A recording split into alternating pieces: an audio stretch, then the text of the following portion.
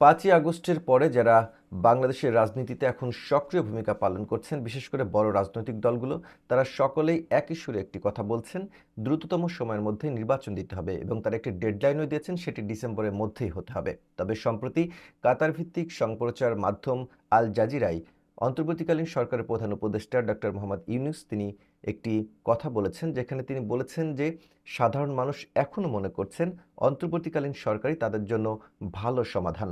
যখন নির্বাচন নিয়ে আসলে সবগুলো দল একমত এবং তারা বারবারই বলছেন ডিসেম্বরের মধ্যে নির্বাচন দিতে হবে, তখন অন্তর্বর্তীকালীন সরকারের প্রধান উপদেষ্টার এই কথা নিয়ে আবারও আলোচনা চলছে। অনেকেই মনে করছেন তার এই কথার মধ্যে একটি বিষয় স্পষ্ট যে হয়তোবা তারা দীর্ঘ মেয়াদে ক্ষমতায় থাকতে চাইছেন।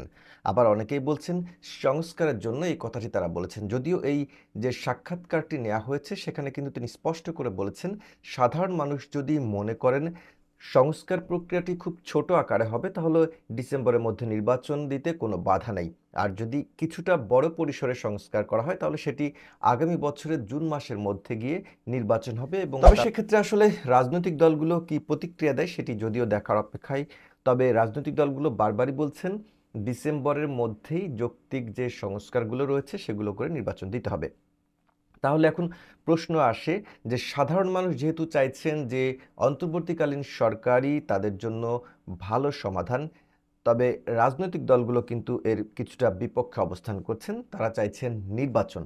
তাহলে সাধারণ মানুষ এবং রাজনৈতিক দল কি মুখোমুখি হতে যাচ্ছে, এরকম একটি প্রশ্ন থেকে যায়। আসলে সাধারণ মানুষও কিন্তু রাজনৈতিক দলেরই একটি অংশ।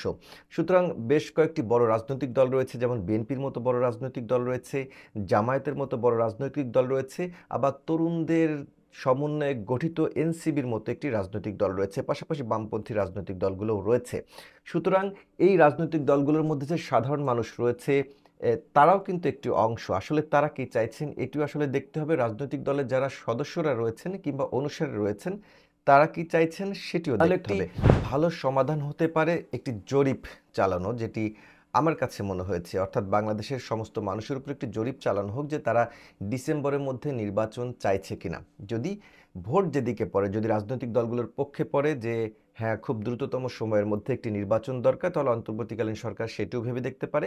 আর যদি সাধারণ মানুষ মনে করে যে না অন্তর্বর্তীকালীন সরকার তার জন্য ভালো সমাধান, সেক্ষেত্রে আসলে যে সংস্কারগুলো তারা চাইছেন সেগুলো তারা সংস্কার প্রক্রিয়া শেষে দ্রুততম সময়ের মধ্যে একটি নির্বাচন তারা দিতেই পারেন। সেক্ষেত্রে জরিপ একটি চলতেই পারে।